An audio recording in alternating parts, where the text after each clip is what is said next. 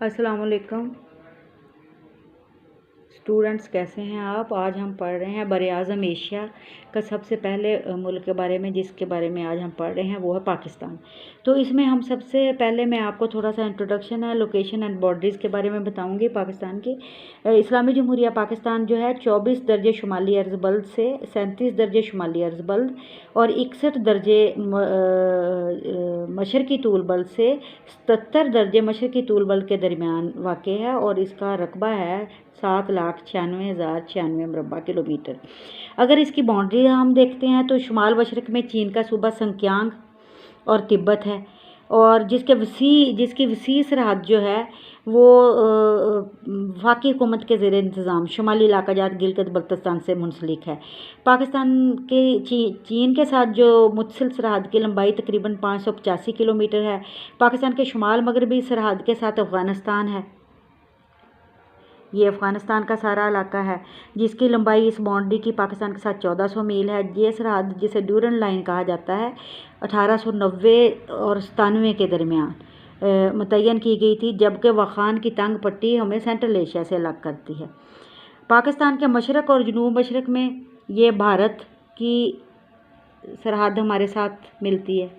ये तकरीबन हमारे साथ भारत की जो सरहद है, इंडिया की जो सरहद है, वो तकरीबन है 1000 मील, तकरीबन 1610 किलोमीटर ये बनती है, जिसे 1947 में तकसीम हिंदुस्तान के वक्त मुतय्यन किया गया था।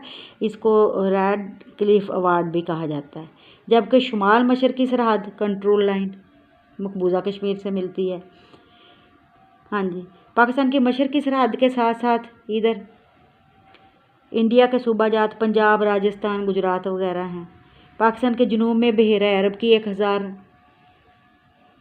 किलोमीटर लंबी सरहद है, जिसमें मशरक़ में सूबा सिंध के साथ 300 किलोमीटर और मगरब में सूबा बलूचिस्तान के साथ 700 किलोमीटर और जनूब मगरब में ईरान के साथ हमारी सरहद मिलती है, जिसकी लंबाई तकरीबन 832 किलोमीटर या 520 मील। तो ये तो इसका हदूद अरबा हो गया और महल वक़ूअ हो गया, यानी लोकेशन एंड बाउंड्रीज़ इसकी आपको समझ आ गई होगी। हमने असल में ये देखना है कि पाकिस्तान में आबादी को देखना है, आबादी की तकसीम को देखना है। और पाकिस्तान की अगर हम आबादी देखें तो ताज़ा तरीन अदाद-ओ-शुमार के मुताबिक 2020 के मुताबिक UN जो डाटा है उसके मुताबिक पाकिस्तान की आबादी 221 मिलियन अफराद पर मुश्तमिल है। और जो 2000 हमारा बर्थ रेट अभी भी बहुत ज़्यादा है और तेज़ी से हम पाकिस्तान की आबादी बढ़ रही है, तकरीबन 2.7% के करीब जो बर्थ रेट है एनुअली। अगर हम देखें तो बर्थ रेट कम हुआ है अब, लेकिन इतना ज़्यादा कम नहीं हुआ, अभी भी बड़ी तेज़ी से हमारी आबादी में इजाफा होता जा रहा है। 1981 में तकरीबन 3.1% एनुअल के हिसाब से बढ़ रही थी, 1998 में कम होकर 2.7% हो गया, फिर 2001 में 2.7% था, और अब जो है 2016 के दादोशुमार के मुताबिक अगर हम देखें तो 29.86 बर्थ्स हैं पर 1000 और डेथ रेट हमारा 7.5 जो डेथ्स हैं पर 1000। तो इसका मतलब आबादी में कमी तो हो रही है, डिक्रीज़ हो रहा है, लेकिन जो हमारा बर्थ रेट है उसे ज़्यादा कम होना चाहिए अगर हमने अपने वसाइल में और अपनी आबादी में तनासब कायम रखना है, तवाज़न कायम रखना है। अगर हमने अपने मुल्क के अंदर अपने वसाइल और आबादी में तवाज़न रखना है तो हमें अपने बर्थ रेट को कंट्रोल करना पड़ेगा।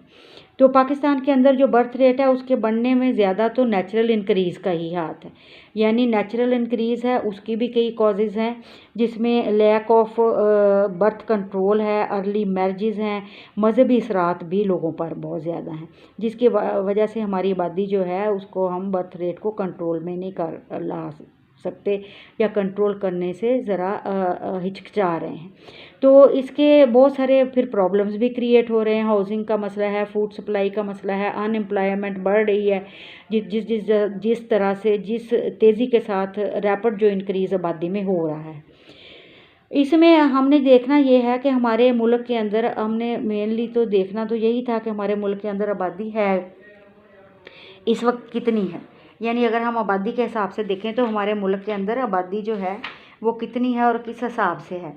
तो ये अगर हम ये देखें तो 1998 के मुताबिक 130 मिलियन अफराद पर मुश्तमिल थी और 2020 में ये बढ़ के 221 मिलियन अफराद हो गई, यानी आबादी इतनी तेज़ी से बढ़ी। अगर 1981 और 1998 के दरमियान के अरसे में देखें तो ये तकरीबन 17 साल का अरसा बनता है। हमारी आबादी बढ़ी है, 54.98% इजाफा हुआ है और सालाना इजाफा अभी भी 2.61% के करीब है और आबादी फ़ी मरबा किलोमीटर 176 अफराद।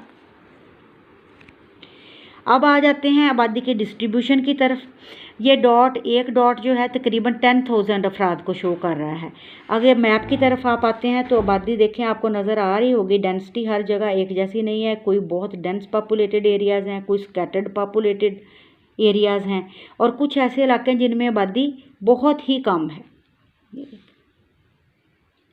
बहुत कम आबादी वाले इलाके।